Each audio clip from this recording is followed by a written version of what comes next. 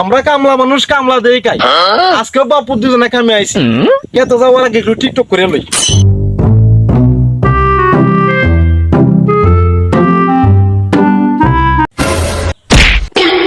সোনা সামিজ মুখে নে জন্মাইছি, চেহারাটা কামলার মতো হইলো, আমরা কিন্তু কামলার করেন না।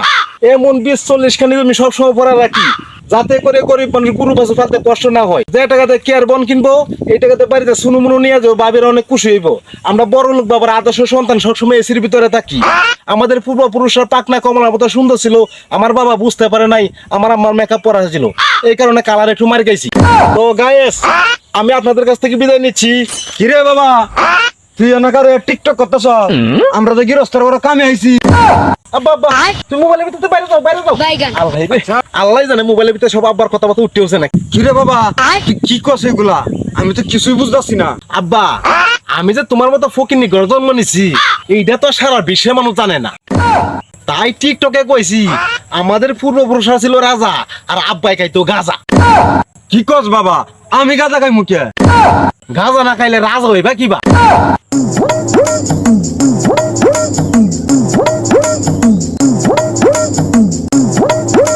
কামলা ফাড়াইলাম কি তো বাপ পুতে মিলিয়া কেরে তো আলাপ মারাইতাছে। এই বেটা, কাম বাদ দিয়া তুই বাপ পুতে মিলে কি ফুন্দা ফুন্দি শুরু করলো নাকি?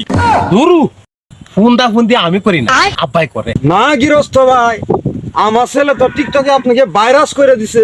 আব্বা, মু গিরিজ মেরে কথা কইও, এটা ভাইরাস হইতো না, ভাইরাল লইব। গৃহস্থ সাহেব, আপনার কেতে সারা গ্রামের মানুষ গুরু ডিগরা দে, আমনে কত দৌড়দি। আমার কে তো গুরু ডিগ্রা দে, গুরু এর গোয়াতে ঢুকাইতাম না।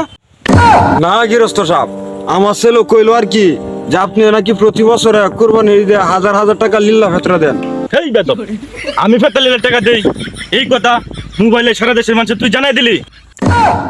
এই কথা শুনিয়া কালকে আমার বাড়িতে এই সারা দেশের আতলায় ভিড় করবো।